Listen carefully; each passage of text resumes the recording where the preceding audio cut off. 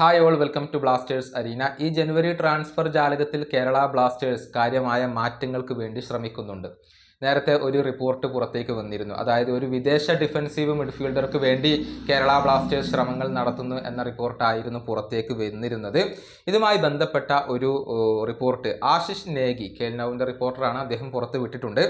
അതായത് Croatian defensive മിഡ്ഫീൽഡറായ Diego സിവുലിച്ചിന് വേണ്ടി ISLൽ നിന്നും ഓഫറുകൾ ഉണ്ടായിരുന്നു. ഒരു ISL ടീമായിരുന്നു സിവുലിച്ചിന് വേണ്ടി ശ്രമിച്ചിരുന്നത്. പക്ഷേ അദ്ദേഹം സൗദി അറേബ്യയിലേക്ക് പോകാനുള്ള ഓപ്പർച്യൂണിറ്റിയാണ് ഇപ്പോൾ പരിഗണിക്കുന്നത്. ഇന്ത്യൻ ക്ലബ്ബുമായി അദ്ദേഹം ചർച്ചകൾ നടത്തി. ഇന്ത്യൻ ക്ലബ്ബ് അദ്ദേഹത്തിന് 18 മാസത്തെ ഒരു കോൺട്രാക്റ്റ് ആയിരുന്നു വാഗ്ദാനം ചെയ്തിരുന്നത്. അതായത് 1.5 വർഷത്തേക്കുള്ള കോൺട്രാക്റ്റ് ആയിരുന്നു വാഗ്ദാനം ചെയ്തിരുന്നത്. എന്നാൽ അദ്ദേഹത്തിൻ്റെ ക്യാമ്പിന് അത് അനുയോജ്യമായിരുന്നില്ല. ഈ ഒരു ഓഫർ സ്വീകരിക്കാൻ അവർ തയ്യാറായിരുന്നില്ല എന്നാണ് ആശിഷ് നേഗി പറഞ്ഞിട്ടുള്ളത്. ആ ISL ക്ലബ്ബ് ഏതാണ് എന്നുള്ളത് വ്യക്തമാക്കാൻ ആശിഷ് നേഗി തയ്യാറായിരുന്നില്ല.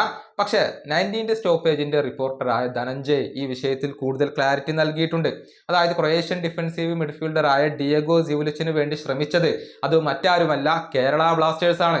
പക്ഷേ കേരള ബ്ലാസ്റ്റേഴ്സിന് താരത്തിൻ്റെ ക്യാമ്പുമായി ഒരു കരാറിൽ ഏർപ്പെടാൻ കഴിഞ്ഞില്ല. അതുകൊണ്ട് തന്നെ താരം ഇപ്പോൾ സൗദി അറേബ്യയിലേക്ക് പോകുന്നത് പരിഗണിക്കുകയാണ് എന്നാണ് ഇപ്പോൾ ധനഞ്ജയ് റിപ്പോർട്ട് ചെയ്തിട്ടുള്ളത്.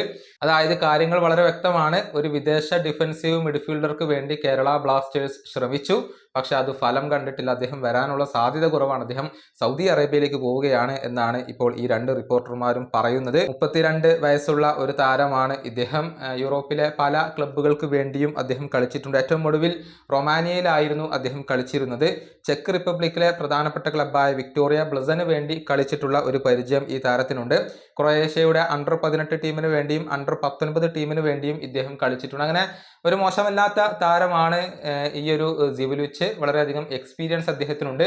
പക്ഷേ കേരള ബ്ലാസ്റ്റേഴ്സിന് അദ്ദേഹത്തിനെ ലഭിച്ചില്ല എന്നുള്ളതാണ് വസ്തുത. ഈ വീഡിയോയുടെ അവസാനിപ്പിക്കുന്നു. അടുത്ത വീഡിയോയുമായി വീണ്ടും കാണാം.